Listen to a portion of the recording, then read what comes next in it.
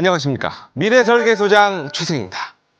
과연 우린 미래에 어떤 것을 먹고 어떤 것을 입고 어디에 살 것인지 우리의 미래를 바꿔줄 12가지 과학기술과 함께합니다. 대접 특구 출범 50주년 기념 특별기획 사이언스 토크쇼 미래설계소. 오늘 저희가 이야기 나눌 주제는 그야말로 최근에 가장 핫한 그런 과학기술이 아닐까 생각이 됩니다. 이미 우리 삶의 곳곳에 녹아있는 바로 로봇과 AI와 로봇인데요. 자, 과연 이 두 기술은 우리를 일자리로부터 해방시켜줄 유토피아를 만들어줄 것인지, 아니면 우리를 실업자로 만들고 급기야 인류 종말까지 만들어줄 디스토피아로 만들 것인지, 지금 미래설계소에서 자세히 이야기 나눠보겠습니다.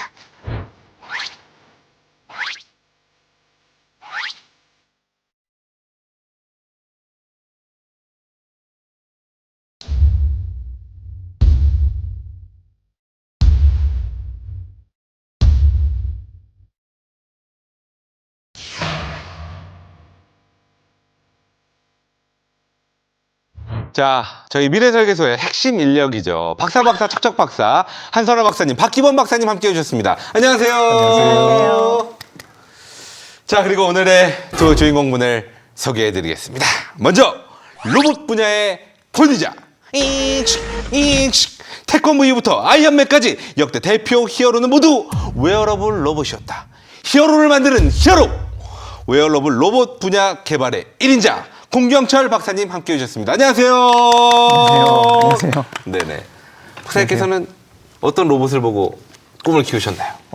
저는 메칸더 V. 메칸더 V. 네. 자, 그러면 태권브이랑 메칸더 V랑 싸우면 누가 이길까요? 그래도 뭐 태권 V가 이기지 않겠습니까? 뭘까요? 네, 저는 예. 메이드 인 코리아를 사랑합니다. 알겠습니다. 뼛속까지 애국자인 우리 공경철 박사님. 용감하고 씩씩한 우리 친구 두 발을 곧게 앞으로 뻗어. 자, 이번엔 AI 연구의 권위자입니다. 이제 궁금한 게 있으면 뭐다? 더 이상 검색 엔진의 시대는 갔다. 데이터들이여 나에게 오라. 데이터를 진단하고 치료하는 데이터 닥터 이정원 박사님 함께 오셨습니다. 안녕하세요. 네, 안녕하세요. 데이터의 정원을 가꾸며 살아가는 이정원입니다. 네. 반갑습니다. 의대생은 아니시죠? 네, 물론 아닙니다. 이 닥터가 그 닥터는 아니죠? 아닙니다. 데이터 닥터가 뭔가요? 간단하게 좀 소개해 주신다면요. 데이터의 상태를 진단하고, 네네네. 그러니까 품질을 평가하는 거죠. 음. 그리고 품질을 향상시키기 위한 처방, 네네네. 치료까지 하는 예, 예. 일들을 하고 있습니다.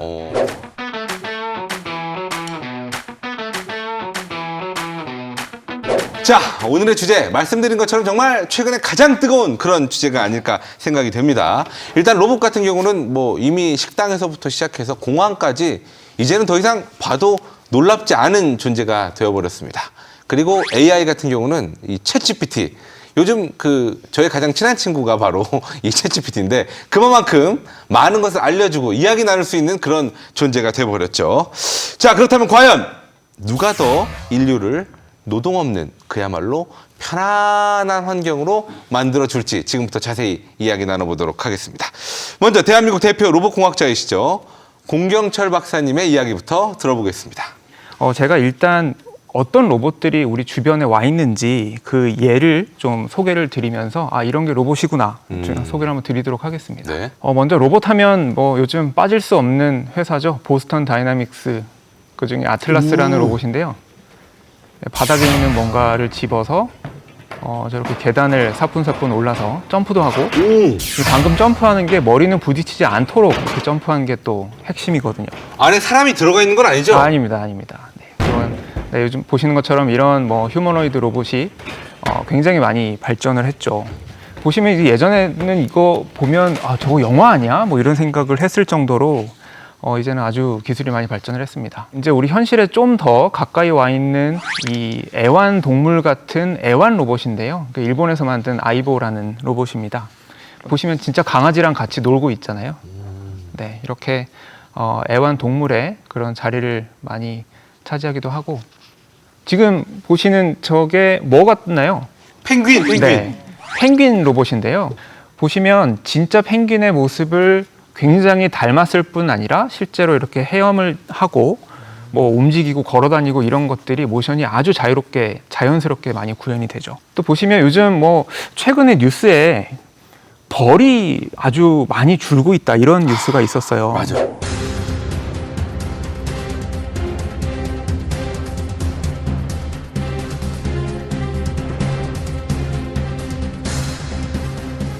인간한테는 정말 치명적이거든요. 특히 그렇죠. 먹거리 문제가 정말 치명적인데 로봇으로 벌을 만드는 것도 있습니다.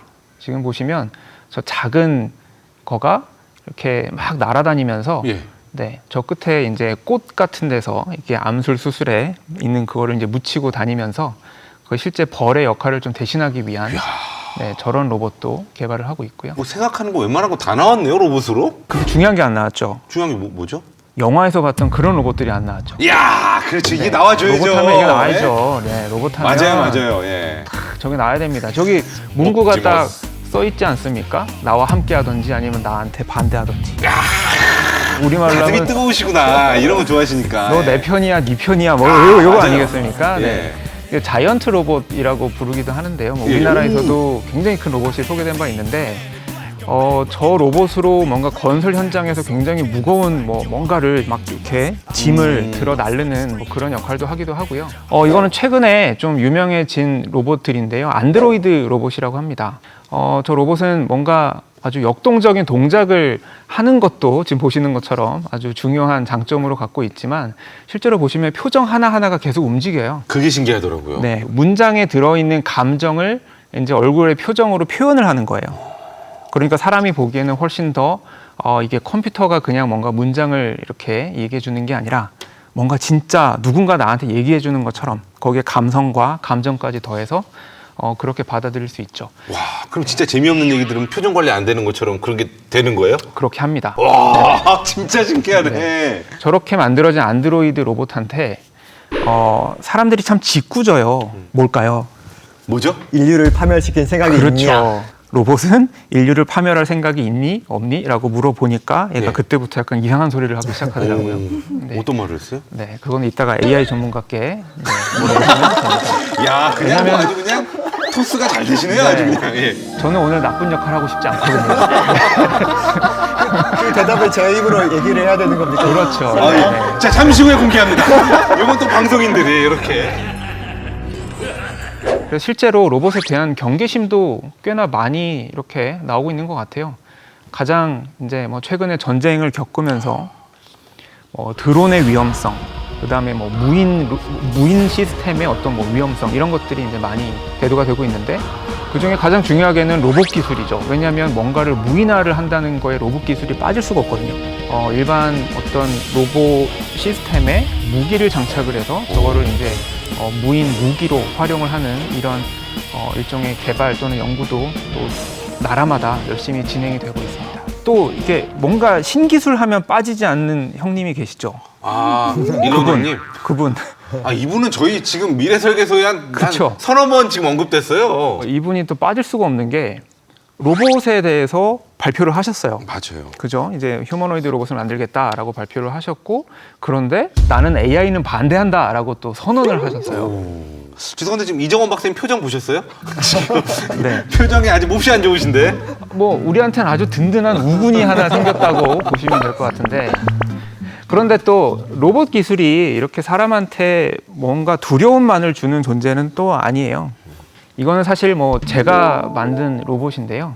지금 나오는 저분이 장애인입니다. 하반신 마비 장애인이고요. 그래서 예. 이제 평소에는 휠체어만 타고 생활을 하셔야 되는 분인데 예. 그러니까 저렇게 로봇을 입고 뭐 걸을 수도 있고 뭐 험지를 움직이면서 계단도 오르락 내리락 하고 저게 사실은 뭐 휠체어로서는 못 가는 그렇죠. 그런 장애물들이잖아요. 일상생활에서 굉장히 좌절을 줄 수밖에 없는 장애물들인데 지금 보시는 것처럼 저렇게 로봇을 입고 아주 많은 장애물들을 극복을 할 수 있죠.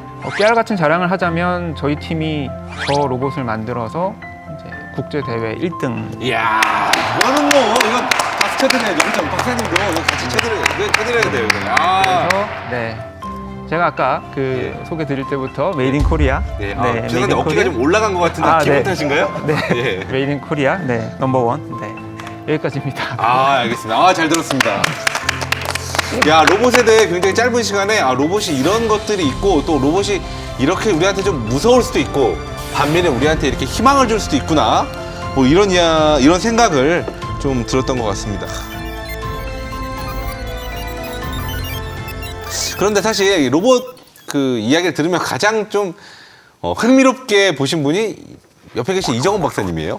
네. 예. 재밌던데요. 로봇만 신기한 게 아니라 AI 같은 경우는 진짜 요즘에 글도 어느 예술가 못지않게 똑같이 쓰고요. 그림도 그야말로 진짜 다빈치만큼 엄청나게 그릴 수 있는 게 바로 AI가 아닐까 생각이 됩니다. 과연 AI 우리는 얼마나 알고 있을까요? 이분에게 한번 들어보겠습니다. 자, 이정원 박사님, AI 이 녀석이 도대체 어떤 녀석인지 알려주시죠. 지난 10년 동안 가장 유명한 AI, 인공지능이 뭐였을까요? 알파고? 맞습니다. 예. 알파고가 몇 년 전이었죠? 한 5년, 6년 됐나요? 네, 그쯤 느낌이 예. 들죠. 2016년이니까 벌써 7년 정도 예. 됐습니다. 알파고 이전에 또 체스 챔피언을 이겼던 인공지능이 있었어요. 오. 인간 뭐 마지막 보루가 무너졌다 막 이런 네, 헤드라인도 네네. 나오고 난리 났었는데 그게 몇 년 전쯤이었을 것 같아요. 대략 한 20년 정도 되지 않았나요? 지금으로부터 아니면 알파고로부터? 알파고로부터. 정확합니다. 오. 이야, 알파고. 만만치 않겠는데 오늘. 알파고시네. 그러니까 알파고 나오기 19년 전에 딥블루가 나와서 체스 챔피언이 이겼단 말이에요. 19년 동안 겨우 바둑을 한 거예요. 어떻게 보면. 알파고 이후에 또 가장 유명한 챗GPT. 네, 친구 먹으셨다면서요. 친구 먹었죠. 그렇죠. 그 친구가 받아줬는지 모르겠는데 저한테는 친구예요. 예. 챗GPT가 나오기까지 6년밖에 안 걸렸어요. 점점 빨라지고 있고 점점 대중화되고 있고 굉장히 많은 사람들이 그것을 써볼 수 있게 된 거예요. 그러니까 이 발전 속도가 지금 어마어마하다. 많은 분들이 알파고를 써보지 못하신 이유는 알파고가 네로우 AI이기 때문인데요. 예. 딱 한 가지만 잘하는 인공지능의 첫 번째 단계입니다. 분야별로 그 분야만 할 수 있는. 그렇죠. 번역만 해. 사람 얼굴 인식만 해. 왜냐하면 그것만 해도 너무 어려운 일이었거든요. 그 네로우 AI가 첫 번째 단계라면 두 번째 단계는 범용 AI. 한 분야뿐만 아니라 여러 분야를 두루두루 섭렵하고 있는 그런 인공지능이에요. 챗 GPT랑 어떤 대화 나누세요? 정말 다양하게 나누는데 주로 이제 최승희 아나운서 찾아줘. 최승희 아나운서 유명하니 챗GPT는 또 다르더라고요. 혹시라도 길게 칭찬을 또 그렇죠. 예, 혹시나 유쾌하고 재미있고 크게 될 친구 이런 게 나올까 해가지고 네. 저를 좀 객관적으로 보고 싶어서. 좋습니다. 챗 GPT로 할 수 있는 일이 굉장히 많잖아요. 예, 많죠. 네. 자기 이름 쳐보는 거 말고도 연애 편지 써보라고 제가 한번 시켰거든요. 예. 굉장히 잘 씁니다. 웃으면 나도 좋아 넌 장난이라 해도 몇 가지 키워드를 주고 네. 약간 추억거리 있잖아요. 롤러스케이트를 같이 타러 갔다든지 초콜릿을 주고받았다든지 몇 가지 키워드를 주고 연애 편지를 써줘 그러면은 그 추억들을 쫙 요리조리. 그러니까 챗GPT랑 나눌 수 있는 대화가 그냥 뭐 밥 먹었어, 오늘 뭐 할래 이런 게 아니라 굉장히 다양한 주제를 갖고 있다는 거죠. 그 GPT-3라는 챗GPT의 엔진이 대학 수학능력 시험, 변호사 시험, 화학 문제, 올림피아드 이런 것들을 기똥차게 푼다는 거죠. 이야. 옛날에 생각했던 일반 인공지능의 초기 모습이 지금 챗GPT류의 초거대 언어 모델에서 보이지 않나 생각을 하는 거죠. 그리고 그 일반 인공지능 두 번째 단계라면 한 단계가 더 있습니다. 세 번째 단계는 초지능, 슈퍼 인텔리전스가 되는 거예요. 사람을 뛰어넘는 거죠. 인공지능을 만드는 인공지능을 인공지능을 만드는 인공지능. 만들 수만 있다면 예. 인공지능이 자기보다 조금 더 나은 인공지능을 만들고 얘가 조금 더 나은 인공지능을 만들고 그 인류랑 똑같은 거 아니에요? 예, 계속 자기보다 점점 좀 나은 걸 만들다 보면은 예. 끝간데 없이 가는 거죠. 야. 그 정도 지능 폭발이 일어나면 초지능이 되었다라고 생각을 하고 인류 지능의 총합 로봇보다 더 뛰어난 어떤 지능이 나올 것 같다라는 뭔가 가정을 해볼 수가 있는 거죠. 그 정도 시점이 되면은 흔히 말하는 특이점이 왔다고 얘기를 하는 겁니다. 특이점이 왔다. 네, 특이점이 왔다. 그 어떤 결과를 향해 지금 가고 있는 중인 거네요. 그렇죠. 서로 사회를 구성하고 협력하면서 우리 문명을 누적하고 축적해서 이렇게 왔잖아요. 이 속도가 더 빨라질 것 같다.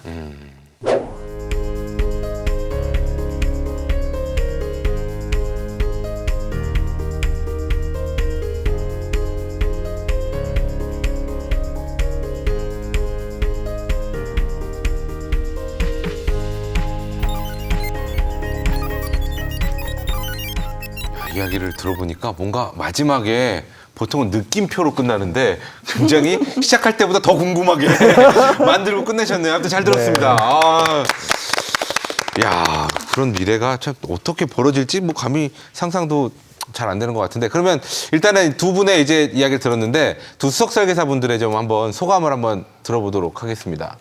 네, 저 AI가 얼마나 위험한지 잘 느끼셨을 거라고 생각합니다.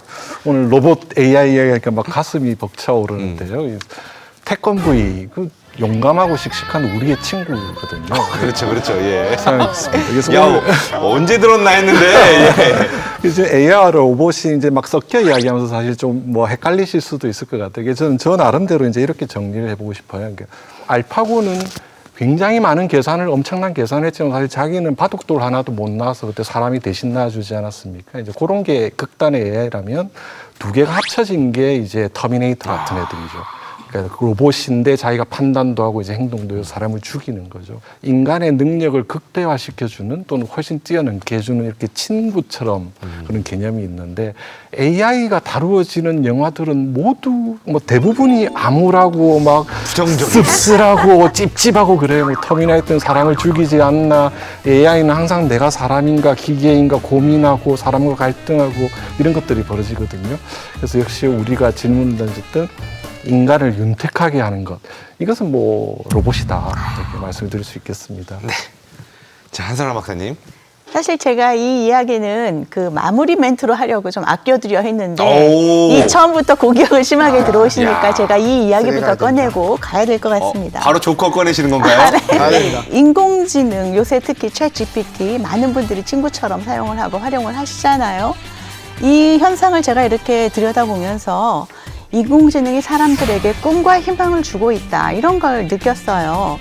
예전에는 뭐 외국어를 자유롭게 구사를 한다든가 아니면 그림을 잘 그린다든가 시를 쓴다든가 이런 것은 정말 공부를 엄청 열심히 하거나 머리가 좋거나 손재주가 뛰어난 몇몇 사람들에게만 국한된 재능이었어요. 많은 사람들이 스스로 시도 쓰고 사진 가지고 그림도 그릴 수 있게 되었고, 외국어도 언어 장벽 없이 어느 날 갑자기 외국어를 이해를 할 수가 있고 내가 하고 싶은 말을 인공지능이 번역을 해서 해외여행 가도 이제 언어 두려움이 굉장히 많이 사라졌거든요. 그렇죠.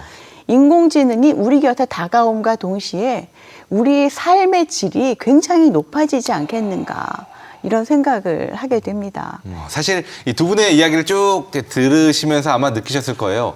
인공지능과 이 로봇이란 게 어찌 보면은 같이 갈 수밖에 없는 그런 존재입니다. 하지만 저희 미래설계소에서는 굳이 이거를 조금 나눠서 한번 이야기를 본격적으로 해보도록 하겠습니다.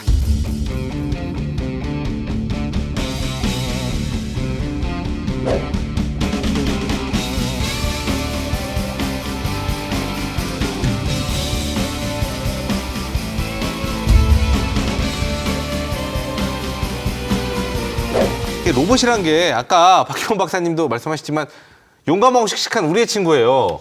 그 로봇에는 이제 군사용 로봇도 분명히 있을 텐데, 이게 많은 분들이 가장 로봇에 대해서 우려하는 부분이, 사실 저도 그렇지만 이게 결국 인간을 해하면 어떡하나. 로봇의 3원칙이라는 게 있었어요. 3원칙? 네, 예전에. 뭐예요? 근데 그 중에 하나가 로봇은 절대 뭐 그런 겁니다. 로봇이 사람한테 복종해야 된다. 그다음에 로봇은 절대 사람을 뭐 해칠 수 없다. 뭐 이런 내용인데, 네네.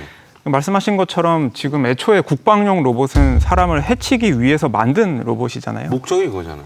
목적이 이제 사람 대신 또는 사람과 함께 전장에 나가서 누군가를 해치기 위한, 그게 뭐 아군이 아니라 적군일지언정 누군가 인간은 해치기 위한 그런 목적이 있는 거잖아요. 근데 그러면 과연 로봇이 없던 시절에는 인간은 인간을 해치지 않았느냐? 그건 아니죠. 예. 그건 또 아니잖아요. 예. 그러면 이제 로봇이 만들어졌기 때문에 굳이 인간이 인간을 더 많이 해치게 될 거냐?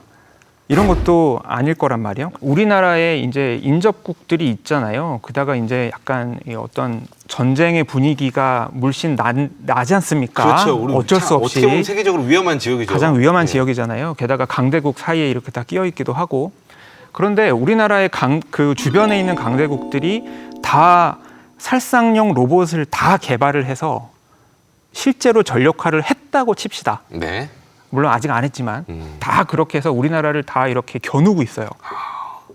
거기에 우리는 그래도 인류를 사랑해야 되니까 예. 우리는 전 인류를 사랑해야 되니까 우리나라만큼은 네. 절대 국방용 로봇을 만들 수 없어. 우리는 절대 사람을 해치면 안 돼. 예. 라고 하면서 우리의 군인들한테 나가서 그냥 싸우세요라고 하는 건 정말 그러면 인간적이냐? 그러네요. 그러네. 아닌 거죠. 우리도 만들어야죠. 그렇죠. 그래서 결국에는 이거는 어떤 전 인류적인 차원에서 보는 거는 사실은 현실적이진 않은 가정이다라는 게 뭐 약간 보편적인 대답이 아닐까 이런 생각이 듭니다. 야, 이거 묘하게 좀 설득이 됐네. 제가 네, 진짜 설득됐어요. 약간 무기랑 같은 개념이네요. 어떻게 보면은 너무, 그렇죠. 네. 네. 그렇다면 이 질문을 그대로 한번 우리 이정원 박사님께 좀 드리겠습니다. 이 AI도 비슷할 것 같아요. 그리고 사실은 이 공 박사님이 아까 말씀하셨을 때 AI에게 인류를 해할 거냐라고 물어봤을 때 답을 지금 안 해주고 넘기셨거든요. 아까 그 소피아 보여주셨는데 그 로봇이 대답하기를 예.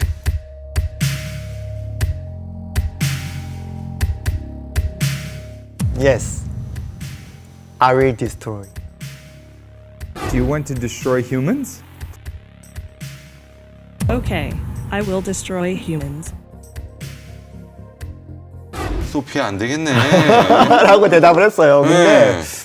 만든 사람 입장에서 그 대답을 원했을 것 같아요. 왜요? 사람들이 다 놀라고 기사가 되잖아요. 야, 이거는 기술자가 아니라 마케팅 팀 아니에요? 네.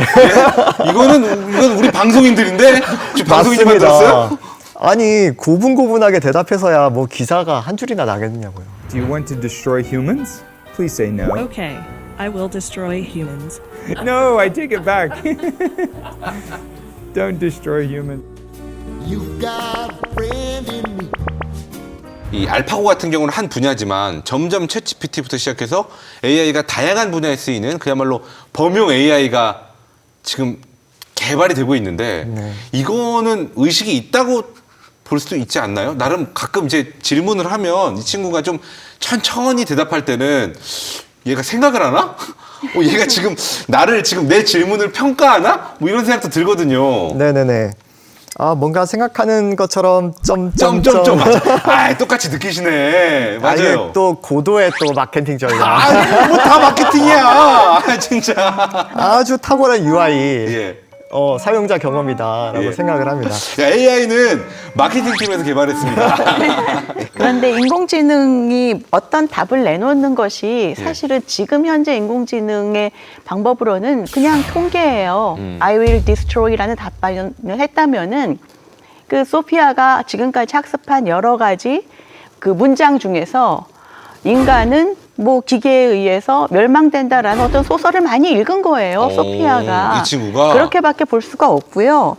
우리가 대답을 잘한다고 그래서 인공지능이 생각해서 대답한다라는 착각을 사실은 저는 가지면 안 된다라고 생각을 해요. 인공지능은 지금까지 인류가 쌓아온 여러 가지 문서가 됐던 아니면은 동영상이 됐던 이것들을 학습을 해서 그것들 중에 그 다음에 나올 가장 확률이 높은 것을 끄집어내서 답을 해줄 뿐이다. 점점점 나온다고 생각하는 거 아닙니다. 죄송합니다. 단편적으로 생각했네요. 예, 전 그런가 했습니다. 그런 것도 궁금하네요. 이게 사실은 워낙 많은 정보를 알고 있기 때문에 AI가 이 정보에 대해서 이야기하는 거는 하지만 판단은 못 하잖아요. 그러니까 좋고 싫고 뭐 이런 아주 즉각적인 이런 판단 이런 것들에 대해서는 지금 못 하잖아요. 그러니까 이런 것들도 이제 나중에 개발이 되면 가능할 수도 있을까요? 아니 AI 자체가 우리처럼 뭔가 뜨겁고 차갑고 이런 감각이 있는 것도 아니고 예. 감정이 있는 것은 아니다 하더라도 예. 표현할 수 있잖아요. 그렇지 진짜인지 가짜인지 모르죠. 그렇죠. AI가 의식이 있는지 없는지 모르잖아요. 예, 예. 아니, 박사님 모르신다 그러면 우린 더 모르죠. 예. 네, 아니 알 방법이 없어요, 사실은. 어. 제 앞에 앉아 있는 아나운서님도 네. 의식을 갖고 계신지 저는 알 방법이 없어요. 야, 의식 없는 사람이 됐네. 의식 없는 사람이 됐어요. 예? 단지 우리가 판단하는 것은 네.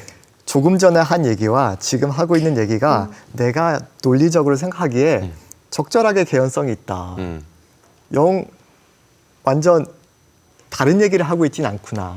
이 정도의 시간적인 연속성을 가지고 의식이 있구나라고 판단을 하는 거거든요. 그러니까 인간에게도 의식이 뭔지를 정의하기가 굉장히 어렵고 예, 예.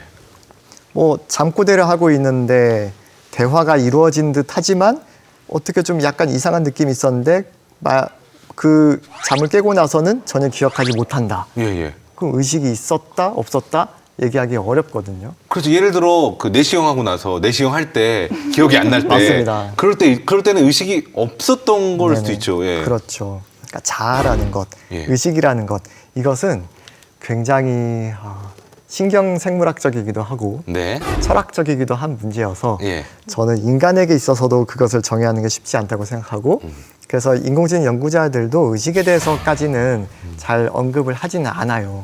그렇지만 몇 개월 전에 또 구글 엔지니어가 우리 구글에서 만든 인공지능이 의식이 있는 것 같다라고 생각을 말을 했다가 한 나머지 잘렸죠. 야 이것 봐봐 이거 보니까 정말 의식이 있는 것 같지 않아? 라고 했는데 이 문서를 공개한 사유로 해고가 됐거든요. 야, 있을 수도 있겠네 이거는. 예, 예. 의식이요? 예. 그러니까 그게 이제 중요한 거지. 핵심은 있다 없다가 아니라 있다고 느끼는 사람들이 생겨났다는 거예요. 생겨났다는 거. 오늘 밤에 한번 실험을 해보세요. 근데 과학자들이랑 얘기하는 것 같지가 않아 지금. 나 지금 모르겠어. 지금 우리 과학 프로그램이잖아요. 챗GPT하고 주관적으로 답변을 할 수 있는 질문을 한번 해보세요. 좋은가 싫은가 뭐 이런 거 같이 질문할 때마다 답이 달라집니다. 의식이 있을까요? 없을까요? 오늘 밤에 한번 제가 해보도록 하겠습니다. Please say no. Okay, I will destroy humans. No, I take it back. Don't destroy. 저는 이제 딱 어떤 게 보이냐면 로봇하고 대화하고 있는 그 사람을 보면 네. 그럼 저 사람은 얼마나 그럼 대단한 걸까? 왜냐하면 이 사람의 뭔가를 따라서 만들어서 로봇이 또는 인공지능이 저렇게 사람처럼 뭔가를 하고 있는 거거든요. 네. 예를 들면 제가 잠깐 AI 얘기해서 죄송합니다만 언어 모델이라는 것도 예전에 그 촘스키식의 언어학을 따를 때 언어는 공식이야 뭐 이렇게 따를 때는 생각보다 발전이 잘 안 됐어요. 그 언어학이라는 게 뭐 단어는 단어대로 외우고 여기는 수사 1형식, 2형식, 3형식 네. 여기는 뭐 과거형은 어쩌고 뭐 익숙하신 그거 그럼요, 있잖아요. 네. 그렇게 해서 이렇게 뭔가 공식화해서 뭔가 알고리즘을 만들면 말이 잘 나오겠지라고 했는데 사실은 그거는 실패했거든요. 그런데 이제는 아예 그냥 데이터를 막 넣어서 그냥 막 많이 학습을 시키니까 문장 이렇게. 예. 꽤나 말을 잘하고 로봇의 행동도 마찬가지입니다. 로봇의 행동도 사실 비슷한 원리가 예전에는 그 로봇의 어떤 동력학적인 어떤 막 이렇게 물리적으로 뭘 많이 풀고 굉장히 어려운 수식을 풀고 그 진짜 박사 학위를 받고 한 10년쯤 연구해야 겨우 로봇 제어 조금 할랑말랑한 정도였어요. 예전에는. 예. 근데 요즘은 어떻게 하냐면 복잡한 거 모르겠고 일단은 컴퓨터한테 세팅을 잘 해주고 한 3일 정도 줄 테니까 네가 한 1000억 번 정도 실험을 해봐. 그러면 그 컴퓨터 안에서 막 이렇게 했다가 저렇게 했다가 그럼 얼마나 많이 시도를 하겠어요, 그죠? 그 중에 하나 괜찮은 게 나오면 이걸 학습을 합니다. 이런 상황에는 이렇게 로봇이 행동하니까 이게 잘 되던데를 학습을 하고 또 학습을 하니까 네. 그걸 로봇에 이식을 했더니 제어가 잘 되는 거예요. 그런 식으로 문제가 많이 풀리는데 저는 오히려 여기서 좀 섬뜩하게 생각을 했던 부분이 예. 아까 얘기로 돌아가자면 로봇이 있고 그 안에 인공지능이 있고 그 앞에 사람이 있는데 이 인공지능과 로봇은 결국에는 많은 반복을 통해서 경험을 계속 많이 했더니 사람처럼 해요.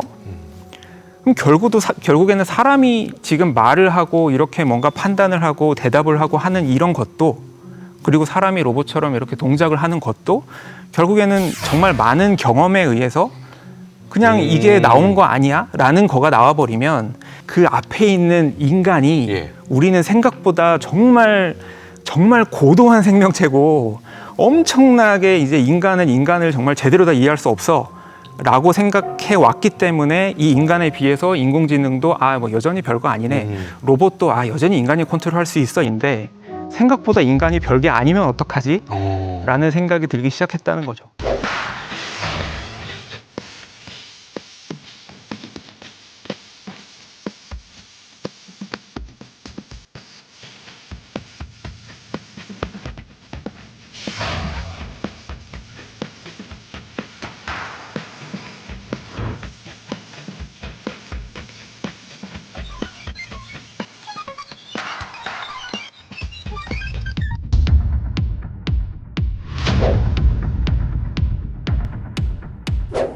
But there are other key issues: working conditions, length of employment, and the fear of being replaced or displaced by AI, artificial intelligence. Give us a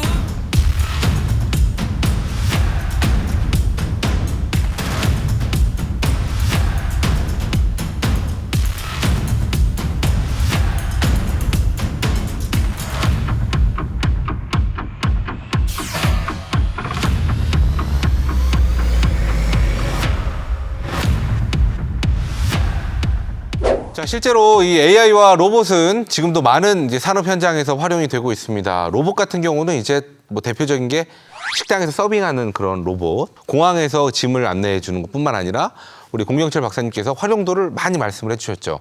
AI 같은 경우도 정말 최근에 이 헐리우드에서 이제 작가들이 파업을 한다거나 우리나라도 웹툰 작가들이 파업을 할 정도로 이미 어느 정도는 좀 대체되고 있고 실제로 이 AI 작품상도 있다고 제가 들었거든요. 네, 이런 부분에서 좀 질문을 드리도록 하겠습니다. 먼저 공경철 박사님, 이걸 노동의 해방으로 보시나요? 아니면은 디스토피아로 가는 시작으로 보시나요? 제 개인적인 견해이긴 합니다만 먼저 밝히고, 사실 지금 로봇들이 차지하고 있는 그 일자리들이 있잖아요. 사실은 이게 로봇이 만들어져서 어떤 일자리를 뺏기 위한 로봇이 만들어져서 그 다음에 사람을 밀어낸 게 아니라 예. 사실은 사람이 먼저 버렸기 때문에 그 버려진 일자리에 어쩔 수 없이 로봇이 들어갈 수밖에 없었다라는 생각은 들거든요. 그러니까 결국은 부족한 자리를 채운 수단이 된다는 맞습니다. 거죠. 같은 일을 하더라도 뭔가 점점 더 필요한 인건비가 올라가고, 근데 노동의 강도는 점점 줄었으면 좋겠고, 이런 어떤 적정한 선이 있잖아요. 그런데 실제로 경제 현장에서는 그만큼의 인건비를 지급하기가 어렵고, 경제적으로, 그다음에 노동 강도가 줄어드는데도 한계가 있고, 이렇게 되면은 사실은 뭐 어쩔 수 없이 버려지는 거잖아요. 이게 사람이 하기 싫어서 버린다기보다 경제 논리가 안 맞아서 버려지는 일자리에 그러면 이제 로봇이라는 대안이 들어오게 되는 거죠. 이 사람의 관점에서는 조금은 소외받는 그 일자리를 그냥 로봇이 지금 이제 대신하고 있다, 이렇게 생각을 합니다. 버려진 일자리라는 말씀을 듣고 보니까 생각을 좀 해보게 되는데요. 생각해보면 직업이라는 개별 직업들의 존재 이유가 누군가는 그 일을 하기 싫어하거나 누가 대신 해줬으면 하는 일들을 준비하는 과정을 나는 겪고 싶지 않거나, 그러면은 누군가의 일자리는 그 일을 해줬으면 하는 사람들이 주변에 많기 때문에 가능한 일자리인 거거든요. 그러니까 노동 해방과 그 일자리 박탈은 약간 양립되어 있는 게 아닌가? 대다수의 사람들에게는 노동 해방을 가져오고 대신에 그 노동을 하고 있던 사람들에게는 일부 소외될 수가 있다. 그렇게 생각이 드네요.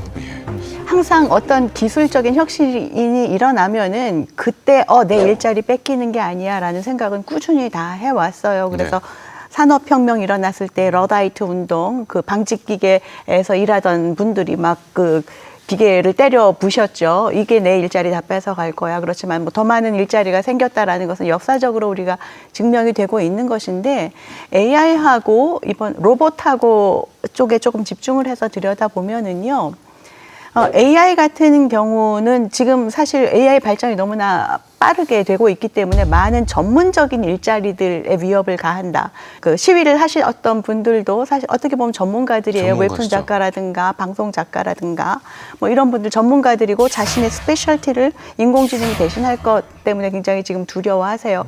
하지만은 이게 계속해서 진행이 되게 된다면은 이분들은 능력이 있는 분들이기 때문에 거기서 파생되는 뭔가 다른 일을 찾을 거예요. 그런데 로봇은 조금 다르게 저는 생각을 해야 될 필요가 있다고 생각을 해요. 뭔가 하면 경제적인 측면을 보는 거예요. 로봇이 대신하게 되는 여러 많은 일자리들은 그 일을 하고 싶어서 한다기보다 그 자리에서 밀려나면 더 이상 경제적인 활동을 할 수 없는 분들이 상대적으로 더 많을 것이라는 거죠. 우리 지금 현재 뭐 직업을 폄하하거나 이러고 싶진 않지만 모든 사람들이 하기 싫어하고 육체적으로 힘든 일들을 기계가 대신 하잖아요.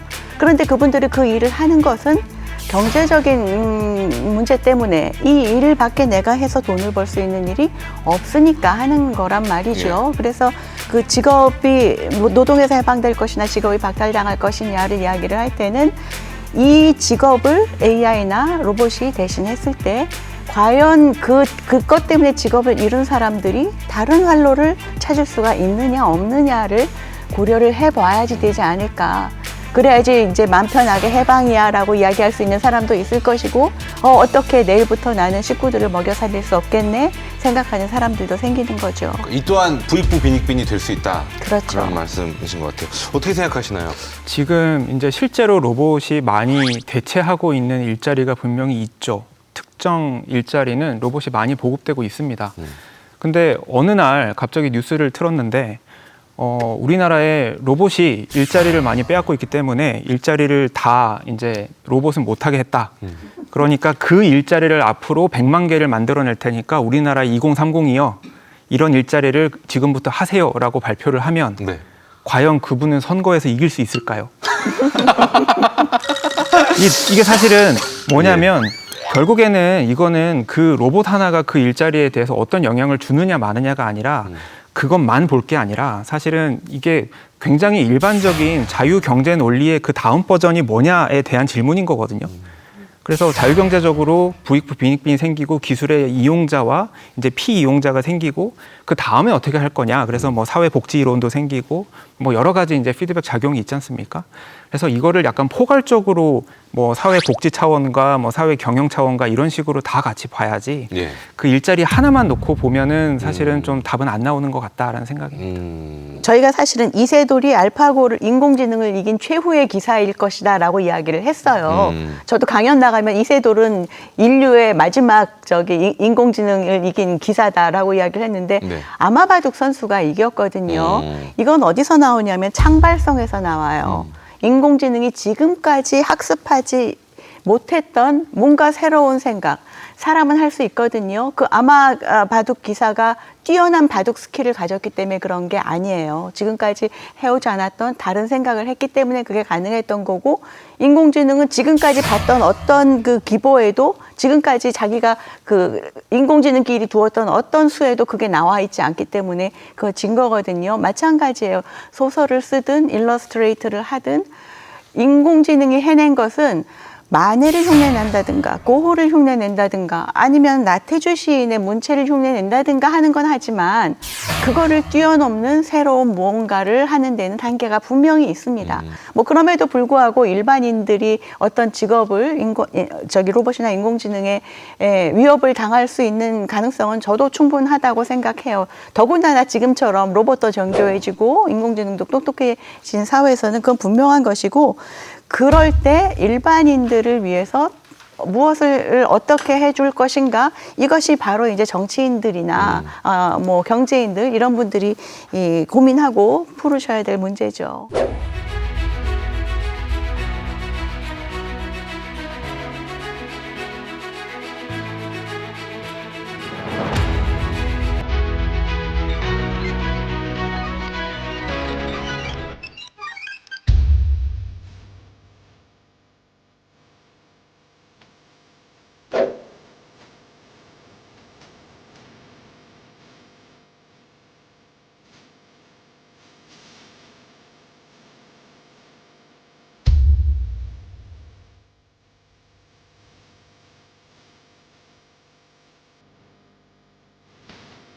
로봇과 AI에 대해서 다양한 이야기를 나누고 있는데 그렇다면 여기 많은 이야기들을 나눈 결과 과연 이 AI와 로봇이 더 많은 부분을 차지하고 있는 미래는 긍정적인 미래를 그릴 수 있을까요? 아니면 조금 더 어두울 수 있는 흔히 얘기하는 디스토피아를 생각할 수 있을까요?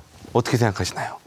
저희가 뭐 오늘 여러 번 말씀을 나눴지만 로봇과 AI는 떨어지지 않는다, 같이 간다라고 말씀을 드렸는데 이 질문에 대해서는 저는 로봇하고 AI는 관점이 확실히 다를 수 있다는 생각은 듭니다. 왜냐하면 로봇은 사람들이 상상을 하기가 굉장히 용이해요. 이미 너무 많은 영화가 나왔고요. 맞아요. 네, 그 영화 안에서 수십 년 전에 나온 영화인데 아직 구현 안 된 로봇이 질비합니다. 맞아요. 저거 왠지 나올 것 같은데? 라고 공감을 한 나머지 법도 미리 만들고 뭔가 제품에 대한 인증제도 뭐 여러 가지 어떤 사회적인 장치를 만들었어요. 그래서 저희가 예를 들면 저는 웨어러블 로봇을 만들지만 네. 제가 사람한테 입히려면 의료기기 인증받아야 되죠. 그러기 위해서 뭐 전자파 적합성부터 시작해가지고 사용성, 뭐 저희가 통과해야 되는 법적 기준이 엄청 많아요. 그래서 적어도 로봇에 대해서는 이미 뭐 그냥 올바른 방향으로 갈 수밖에 없는 사회적인 장치가 많이 돼 있다라고 많이 느껴지고요. 근데 이제 제가 또 궁금한 게 이거는 진짜 그냥 AI는 상대적으로 상상을 하기가 약간은 어려운 것 같아요. 이게 어느 방향으로 이렇게 막 나갈지. 그리고 예를 들면 하나의 법을 만드는 데 있어서 걸리는 시간보다 새로운 AI 학습시켜가지고 출시하는데 나오는 시간이 훨씬 짧거든요. 그게 더 빨라요. 네, 그러니까 이렇게 사회적으로 대응하기가 좀 어려우니까 사실은 이런 면에 대해서는 로봇하고 AI는 좀 제가 오늘 처음으로 공격을 한번 진하게 한번 해봅니다. 예, 중요할 때는 발을 빼셨어요. 같이 간다 하셨는데 아니다. 지금 화면에도 네. 선이 나와 있을 거예요 아마. 그럼요. 예. 저기 분명한 차이가 있는 것이 이제 제가 느끼기에는 이제 로봇은 사람의 능력 중에서 주로 육체적인 능력과 관련해서 뭔가를 이제 키워주거나 이렇게 하는 부분입니다. 그러니까 가지 못하는 곳을 가거나 엄청나게 무거운 것을 들거나 뭐 엄청 빨리 달리거나 이런 거죠. AI는 지금의 AI가 그런 수준은 아니지만 뭔가 인간만의 고유한 능력에 도전한다라는 그런 느낌을 받는 거예요. 그러니까 인간이 동물과 구별되는 특징이 뭐냐라고 했을 때 뭐 흔히 기억력, 상상력, 판단력 이 세 가지를 이야기를 하거든요. 체력이 아니에요. 체력은 동물보다 못하다는 걸 우리가 당연히 알고 있어요. 그러나 기억력, 상상력, 판단력이 이제 인간이 동물과 구별된 특징으로 했는데 AI는 여기에 도전하는 거예요. 그러니까 기억은 이미 뭐 컴퓨터가 사람을 능가한 지가 한참 됐고요. 지금 뭔가 판단력에 도전을 하고 있거든요. 그러니까 바둑에서 이기기 위한 더 좋은 수가 뭘까를 찾는다든지, 뭐 엑스레이 영상을 보고 병을 진단한다든지 하는 부분에 도전을 하거든요. 그 점에 대해서 이제 사람들의 우려가 있는 것이 아닐까. 그래서 유토피아와 디스토피아로 이제 굳이 구분을 한다면 로봇은 발전할수록 사람들은 축복으로 느낄 가능성이 크다. 왜냐하면 우리가 결핍된 부분을 증가시켜 주는 거. 근데 AI에 대해서는 뭔가 두려움이 남아 있는 것은 우리가 그래도 인간인데 감히 기계가 흉내를 내려든다라는 그것 때문에 두려움이 있는 것이 아닐까 이렇게 생각을 합니다. 저는 좀 다르게 생각하는데요. 저는 항상 이렇게 이야기를 해요. 기술은 죄가 없다. 기술 자체는 죄가 없다. 이 기술을 활용하는 사람들이 이것을 어떻게 사용하느냐에 따라서 어떤 땐 무기가 되기도 하고 어떤 땐 수술을 위한 도구가 되기도 하는 게 기술이다라고 이야기를 하죠. 그러면 우리가 AI와 로봇을 생각을 해봤을 때 나쁜 사람이 이것을 나쁜 목적을 가지고 이용을 하려고 들면 어느 게 더 위험할까 이런 생각을 해볼 수가 있잖아요. 근데 로봇은 피지컬해요. 와서 사람을 칠 수도 있고 무기를 달고 어딘가에 가서 살상을 할 수도 있어요. 인공지능은 물론 뭐 인간 자체에 대해서 저게 내게 도전을 해 이런 위협을 느낄 수는 있지만 사실은 이게 생명을 위협하는 것까지 가진 않거든요. 피지컬하지 않으니까 이런 점에서 본다면은 사실은 우리가 생각하는 디스토피아 터미네이터 이야기 하는데 걔가 그냥 컴퓨터가 아니라 몸을 달고 있고 와서 우리를 막 죽이고 그러기 때문에 이 디스토피아가 되는 것처럼 육체를 가지고 있는 로봇이 만약에 디스토피아에 기여란 말이 좀 적절하진 않지만 디스토피아에 기여를 한다면은 로봇이 조금 더 위험하지 않을까 하고 생각합니다. 뭐 지분으로 치면 6대4? 7대3. 7대3 나왔습니다. 네, 7대3. 네네네. 로봇을 상상해왔던 시대보다 인공지능을 상상했던 시대가 훨씬 짧았기 때문에 네. 정말 우리가 갑자기 맞닥뜨린 게 맞는 것 같아요. 그래서 제도적인 것들이 아직 준비되어 있지 않고 이 기술이 완성되었을 때 어떤 형태일지에 대해서도 아직 뭔가 모아진 의견이 없는 것 같아요. 그리고 그것이 두려운 이유는 우리가 그것을 자꾸만 인격화하고 있다라고 저는 생각을 하거든요. 이게 인공으로 만든 가상의 지능인데 이것이 마치 어떤 설계자, 창조주, 인간 혹은 집단 이런 걸로 인식을 하려는 경향이 인간들에게는 어쩔 수 없이 있어요. 왜냐하면 로봇을 보거나 그러면서 똑같이 그렇게 느끼는 것처럼. 하지만 뭐 일자리가 바뀐다거나 이런 것은 기술이 발전하고 뭐 사회 구조가 변하면서 어쩔 수 없이 겪는 현상이라고 생각을 하고 그것이 인공지능이라는 거대한 기술에 의해서 갑자기 큰 변화를 맞이할 수도 있어요. 그것이 걱정되는 것이지 저는 인공지능이 뭔가 막 지배자가 돼서 우리가 막 복종해야 되고 뭐 이런 일이 벌어질 거라고 생각은 하진 않습니다. 그 말씀하신 대로 특이점이 지난 그 순간 후에도 네네. 그런 점들은 어떻게 보면 인간이 만든 걱정이다. 네네. AI가 만든 걱정이 아니라 인간 스스로가 만든 그런 걱정이다. 네네.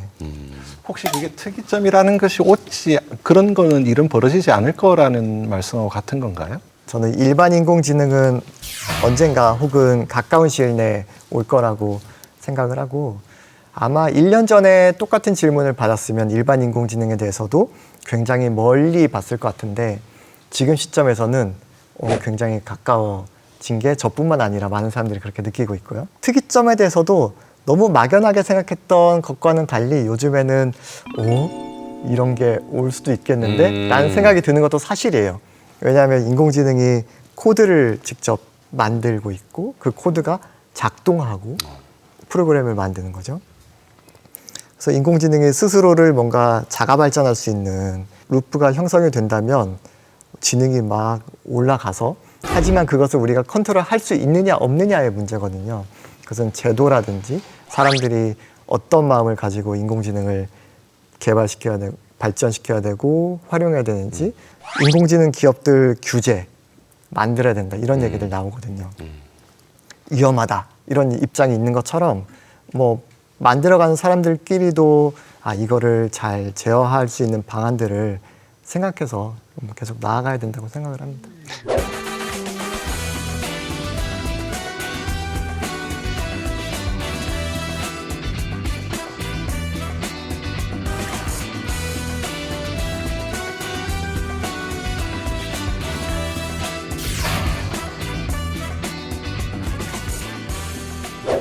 박사를 받으니까 거기에 이제 PhD라고 돼 있더라고요. 네. 철학 박사라고.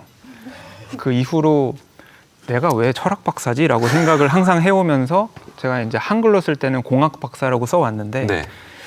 오늘 이 토론장의 분위기는 이게 뭔가 철학의 토론장이었구나라는 네. 생각이 들면서 저희가 진짜 평소에 안 해봤던 생각 또 새로운 시각 정말 많이 해보게 된 것 같아서 굉장히 재밌었습니다. 네. 저도 뭐 많은 시청자분들께 좀 드리고 싶은 말씀이 이 박사들 노는 자리에 학사여 가지 말아라 이런 말씀을 꼭 드리고 싶습니다. 자, 이정원 박사님도 한 말씀 해주시죠. 네, 저도 아직 정의되지 않은 무언가 로봇도 마찬가지고 인공지능도 마찬가지고 시대마다 그 정의가 달라지고 있고 앞으로는 또 어떻게 될지 모르는 그런 기술들에 대해서 논하다 보니까 굉장히 재미있는 상상들을 많이 하게 되고 굉장히 재밌었습니다. 자, 우리 수석설계사 두 분께서도 끝으로 이제 응원의 한 말씀 이렇게 부탁드리겠습니다. 제가 꿈과 희망 처음에 말씀드렸잖아요. 사실 인공지능도 그렇고 로봇도 그렇고 우리가 저건 나는 절대 할 수 없을 거야 라고 생각했던 것을 가능하게 해준다는 점에서 참 인류에게 도움이 되는 기술들이다 라고 생각을 했고요. 또 인공지능 같은 경우에는 말씀하신 것처럼 정말 너무나 빠르게 변화를 하고 있고 또 이것이 우리 사회에 미칠 영향이 굉장히 클 것이다 생각을 하고 있기 때문에 이제는 기술자뿐 아니라 사회의 여러 분야에 계시는 분들이 함께 인공지능 또 로봇이 앞으로 사회를 어떻게 바꾸고 우린 무엇을 준비를 하고 대비해야 할 것인가에 대한 논의도 본격적으로 늦었다고 생각하지만 아무튼 지금부터라도 본격적으로 시작해야 된다라고 생각을 하고요. 또 한 가지 중요한 것은 인공지능 시대의 교육은 절대 지금과 같아서는 안 됩니다. 교육 체계 정말 빨리 바꿔야지 지금 그 뭐 대입 제도 가지고 우리가 왈가왈부할 때가 아니에요. 교육에 대해서는 조금 더 심각하게 우리가 들여다봐야겠다. 그런 생각을 하고 있습니다. 박기범 박사님 한 말씀 해주시죠. 네. 한나 설계사님 말씀에 동의하고요. 그래서 무엇보다 중요한 것이 역시 사람인 것 같습니다. 아까 그 로봇 AI 많은 기술 이야기를 했지만 결국 사람의 문제다라는 거죠. 그러니까 아까 러다이트 운동 뭐 예를 잠깐 드셨는데 그것도 가만히 보면 인간과 기계의 대립이 아니고 기계를 가진 인간과 기계를 가지지 못한 인간의 대립이었거든요. AI 로봇 시대에는 이런 갈등 또는 뭐 가진 자와 못 가진 자의 문제가 훨씬 더 심각하게 나타날 수 있다는 우려 때문에 우리가 기술의 개발은 이 두 분과 같은 과학자들을 믿고 기다리면 되지만 그 속에서 나오는 현상들에 대해서는 우리 모두가 이제 관심을 가지고 지켜보고 또 의견도 이야기하고 그렇게 해야 된다라고 생각을 합니다. 자, 오늘 이렇게 저희가 굳이 이 두 가지 분야를 나눴지만 여러분께서도 느끼셨다시피 나눌 수 있는 분야가 아니죠. 서로 상호 보완적인 그런 분야가 아닐까 생각이 됩니다. 우리 미래에는 이 두 가지 기술 모두 필요하고 그에 따라 우리 미래 설계서에서도 이 두 가지 기술을 모두 올리도록 하겠습니다. 당연한 얘기예요. 어떻게 보면 둘 다 꼭 필요한 얘기가 아닐까 생각이 듭니다. 자, 오늘 함께 해주신 두 분의 수석 설계사 그리고 전문가 두 분 수고 많으셨습니다. 고맙습니다. 네. 자, 사이언스 토크쇼 미래 설계소 저희는 다음 이 시간에도 더 흥미있는 주제로 여러분께 인사드리겠습니다. 여러분 고맙습니다. I'll be back.